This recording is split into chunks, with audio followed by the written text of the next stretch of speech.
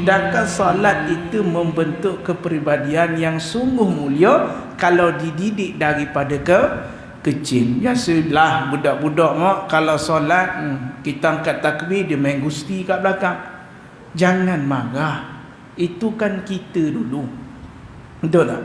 Kadang kita umur 3 lah, waktu 5-6 tahun 8 tahun pergi solat tarawih, ayah kita angkat takbir Allahu Akbar, kita dah buat projek kat belakang. Betul tak betul? Oh, main gusti, pum pum pum pum pum. Lepas imam saja innaka hamidum majid, kita punya slide daripada jauh sampai ke depan dah siap tayat akhir dah. Assalamualaikum, kita pun assalamualaikum. Bapak kita pun wah soleh sungguh anak aku. Dan kan time yang angkat takbir dia lah paling orang yang tak, saya tak kata orang lain, saya kata diri saya. Dulu jahat contoh, bukan jahat lah, budak-budak nakal pernah balik tok imam mercun. Tengah tarawih tu mengamuk tok imam, boom tu. Tapi imam ni kental, iman steady. Boom, letup steady. Dah bercung ke macam mancing, macam bola. Boom, letup. Bergaduh masa tu. Dulu nakal kita kan. Tapi itulah kita. Sebab tu anak kita perlu dituntun. Yang sebaiknya adalah solat 5 waktu. Kenapa Ustaz? Ramai sekarang parents sekarang, bila mana Sabtu Ahad dia tak sekolah, dia kata tak payah bangun. Biarlah anak kita cuti sekolah, tak payah bangun lah, kasihlah dia tidur sampai pukul 8, bangun-bangun tengok kartun. Dia kata buat apa nak bangunkan, kan dia tak sekolah. Sedangkan didikan itu datang daripada solat. Kalau kita boleh bangunkan anak-anak kita pergi sekolah, cu bangun cu, nanti lambat cikgu marah, bangun 6:30, paksa dia sebab sekolah, takut langgar undang-undang dunia. Kalau tak datang nanti cikgu tanya. Betul? Tapi kita tak pernah cakap kat cucu kita, cu bangun cu, nak solat subuh ni. Tak ada, kita tak didik anak kita macam tu. Dia kita tahu cuti ya tak apalah, dia orang kan budak-budak lagi, biar tidur. Kita pun biarkan. Umur 8-9 tahun pun kita biasakan, biarlah dia tidur, nanti pandai-pandai lah dia dah besar. Kita tak didik. Tapi kalau pergi sekolah, kita suruh bangun, cu bangun cu, nak dek bangun dek ni, nak pergi sekolah dengar nanti lambat, abah lambat nak sarapan, semua kita sebut. Tapi kenapa bila tentang akhirat, yakni tentang solat, kita tak mengajar mendidik anak kita? Kenapa saya sebut? Sebab orang yang pelihara solat ni kelebihan sangat banyak. Walaupun anak kita tu tak berapa pandai dalam akademik, insya-Allah dengan solat tadi Allah pelihara dia. Walaupun anak kita ni tidaklah sehebat boleh capai SPM 9A sekalipun, tapi dengan solat tadi insya-Allah Allah pelihara dunia dan akhirat. Kena yakin dengan Allah. Sebab tu kena ajar anak-anak kita. Yang duk tengok video pun sama.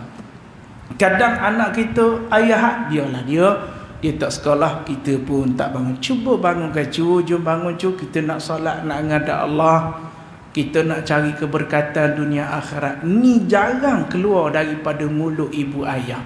Yang katanya Sabtu Ahad biarlah dia tidur sampai 9 pagi, bangun-bangun tengok kartun. Cuba nak tok guru, jarang dia biar tuan-tuan. So bangun tak kira lah 7 ke 6 tahun, kalau boleh dididik dengan solat, solatlah sekalipun ketika mana dia sujud, dia tertidur. Itu biasa. Cu, kenapa cu? Syahid cu ni. Masuk nanti sujud ni, mempunyai syahid ngantuk. Tak apa. Yang penting kita didik dia bangun pada waktu yang awal, yakni solat subuh. Subuh menjadi keringanan bagi dia, insya-Allah solat yang lain juga akan ringan bagi dia. Sebab tu didik anak kita dengan solat subuh dulu. Wallahu a'lam. Dan kita sambung lagi. Hal di atas juga diriwayatkan oleh Ibnu Abi Hatim dalam tafsirnya dan Abu Syekh dari Ja'far Ibnu Muhammad sebagai hadis marfu' mu'dal. Ibnu Abid Ad-Dunya dan Abu Syekh menuturkan bahawa Al-Hasan pernah mengatakan tidak ada satu hari pun melainkan malaikat maut memberi salam kepada manusia di setiap rumah sebanyak 3 kali. Malaikat maut datang pada kat rumah kita sebanyak 3 kali. Barang siapa yang dilihatnya, maka kalau malaikat maut dilihatnya, telah memperolehi rezekinya dan telah habis jatah umurnya. Maksudnya dah tamat umurnya, dia pun akan mencabut nyawanya. Faham? 3 kali malaikat maut bagi salam dekat rumah kita. Kata ustaz, malaikat maut ni ada berapa duk bagi salam? Kan Allah sebut dah, hatta idza jaa ahadakumul maut tawaffathu rusuluna wa hum la yufarritun. Ada Allah sebut juga, kata para malaikat kami mematikannya. Pada muka surat 66 tadi, para malaikat kami mematikannya. Ibnu Abbas mengatakan, maksudnya para pembantu malaikat maut itu terdiri daripada para malaikat. Sebab ni pernah orang tanya saya soalan, ustaz, malaikat maut satu je? Dia kata, Allah sebut dah tafsir dalam tu. Ibnu Abbas kata apa? Malaikat maut pembantunya terdiri juga daripada para malaikat. Kata ustaz, macam mana malaikat maut dia tarik satu-satunya untuk Allah dah bagi tahu pada kita. Adanya pembantu malaikat maut itu juga datangnya daripada para malaikat. Maka tidak ada satu hari pun malaikat maut memberi salam kepada manusia di setiap rumah sebanyak 3 kali. Barang siapa yang dilihatnya telah memperolehi rezeki dan telah habis umurnya, dia pun mencabut nyawanya. Jika malaikat maut mencabut nyawanya, anggota keluarganya menyambut dengan ratapan dan tangisan. Maka nak beritahu kepada kita, kita ni selagi hidup, selagi tu ada rezeki. Tak banyak sikit, tak sikit banyak. Tak ada pun, yang penting cukup makan. Orang duduk bawah jambatan ada juga makannya. Orang yang duduk gelandangan di tepi jalan ada juga makanannya. Siapa bagi? Orang yang datang sedekah. Maka selagi kita hidup, jangan khawatir, usaha sahaja, tetap ada rezeki. Bila rezeki kita tak ada, maka disitulah datang kematian menjemput kita. Kita ni ada 2 langit, tuan-tuan. Kata Nabi SAW, kita ni ada 2 pintu langit. Satu pintu langit itu adalah mengangkat amalan kita. Satu pintu langit lagi adalah tempat turunnya rezeki kepada kita. Faham? Sebab tu kita doa dalam doa sunat duha tu, Allahumma in kana rizki fis samai fa'anzilhu. Kan kita minta, jika rezekiku di langit, turunkanlah ya Allah. Yang kedua, di setiap kita ni ada 2 pintu langit. Yang pertama punya pintu adalah pintu amalan kita, yang dibawa setiap amalan kita sampai ke pintu langit tersebut. Yang kedua adalah rezeki kita yang diturunkan. Bila tertutup saja kedua-dua pintu ini, maka kita dah menghampiri, yakni kematian. Faham? Sebab tu maksudnya jangan risau, selagi mana kita usaha ada rezeki. Bila tak ada rezeki, bila mana kita mati habis dah. Ada orang kata, ustaz, saya ni baru keluar diploma, pergi keluar ijazah, tak ada duit ustaz ni, kerja tak ada. Ada. Yang kamu pilih kerja tu gaji 17,000, memanglah tak dapat. Kerja banyak, bukan tak nak kerja hantar tong gas, dia kata ustaz. Malu saya ni ada degree, malu ke nak lapar, mana pilih? Ada rezeki tu, kamu jangan terberiman, kena usaha. Mungkin Allah nak uji kamu, inna ma'al usri yusra. Ada orang, ustaz, saya tengok orang tu dapat ijazah, tiba-tiba dapat kerja bagus, itu rezeki dia.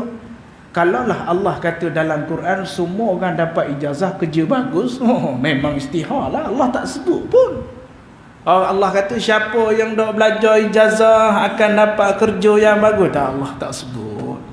Allah tak sebut. Allah tak sebut siapa yang ada master dan PhD, dialah yang akan dapat kerja paling bagus. Allah tak sebut. Cuma pepatah Arab sebut man jada wajada. Itu yang kita nak pegang. Lagi mana kita berusaha, selagi tu ada kejayaan buat kita. Inna ma'al usri yusra. Saya pun pernah kerja tuan-tuan, habis PN kerja di space. Oh, hantar pun naik motor, ambil dry shop, hantar kat kereta. Kerja je. Kawan saya kerja belajar C syariah. Belajar dekat Mesir syariah. Datang sini kerja apa? Oh, tu kerja pusat hari-hari sementara cuti sem. Kerja. Oh, tak ada milih. Tu degree syariah mesti. Nampak, jangan memilih. Rezeki tu ada, cuma kita nak tak nak saja. Yang tak ada, bila mana datang kematian, maka di situ tertutup sudah pintu rezeki kita. Maka dah tutup semua, umur kita pun dah sampai, maka malaikat maut akan menyambut, menarik nyawa kita, dan maka di saat itu katanya dia akan, ahli keluarganya akan menyambut kematian tersebut dengan ratapan dan juga tangisan. Bila tengok saja seorang tu meninggal, maka semua yang ada di sekelilingnya akan menangis. Adakah orang meninggal ketawa? Kiki dah meninggal ni, tak ada lagi. Akan semua duk menangis pula. Dia kata, "Ustaz, ketawa pula dia." Tak, jarang orang meninggal ketawa. Pertama yang patut kamu menangis sebab rindu kamu, sayang kamu kepada arwah. Yang kedua, kata ulama, kenapa bila mana kamu melihat kematian patut kamu nangis? Kerana mungkin selepas ini adalah giliran kamu. Ni tidak. Bila tengok nangis kejap je. Hari kedua dah tak nangis dah. Hari ketiga tak nangis. Tengok gegar baganzo. Gegar baganzo boleh tak? Dah tak nangis. Patut benda dua ni. Yang pertama, kita nangis sebab dia ahli keluarga kita, maka kita sedih. Yang kedua, kata ulama, kenapa kita menangis? Sebab mungkin selepas ini adalah giliran kita. Bagaimana nasib kita, bagaimana keadaan kita, perlu kita tangisi perkara tersebut. Jangan kita tengok orang kena kafan je. Cacat. Saya ni minggu lepas baru mandikan orang jenazah meninggal. Seorang orang tua sesak nafas, kena asma. Tapi dia bebas COVID lah, insyaAllah. Jangan risau. Sebab sekarang meninggal ke tak meninggal, dia akan susuk swab dulu, tengok ada COVID atau tak. Mandi kan, buka saja ikatan, tengok kaki dia tuan-tuan, betul ke bawah tu. Kaki dia yang, kaki kita sekarang negak lagi ni. Kaki dia tu bawah ni, jatuh gini. Kaki ke depan dia tu, ya Allah, ginilah sakitnya mati. Kaki kita tu macam terplay out. Kaki kita macam jatuh, dia macam orang patah kan. Allah, saya tengok, ya Allah, cinilah nanti keadaan mati kita. Saya tengok tuan-tuannya kaki ada yang dah terplay out dah. Kalau ada play out tu bagi tahu imam awal, senang nak buat kenduri kan. Tu rasa macam, ya Allah, macam kaki kita tu dibengkokkan, dia punya tamperuh tu kan. Tengok, oh gini saat orang mati, tengok mukanya ada yang seolah menahan kesakitan. Nangis saya tuan-tuan. Tengok, ya Allah, sedihnya, sakitnya orang meninggal ni, ya Allah. Mandikannya tu terfikir, macam manalah aku meninggal nanti. Dah lah badan besar. Lagi orang nak ngangkat aku lagak, tak lagak rezeki juga kadang-kadang kan. Sebab tu diet sikit, dendak, lagi senang sikit orang makan. Kalau ulama, orang soleh ni, dia boleh tahu dia nak meninggal, sebab tu dia tak makan banyak pada hari tersebut, supaya tidak banyaknya istinja. Banyak dia dah tahu dah dia nak meninggal, dia tak makan.